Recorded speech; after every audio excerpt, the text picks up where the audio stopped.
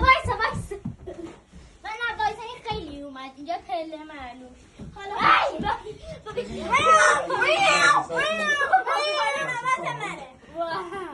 شما دوتا بگیرید سر کوچه من اومدم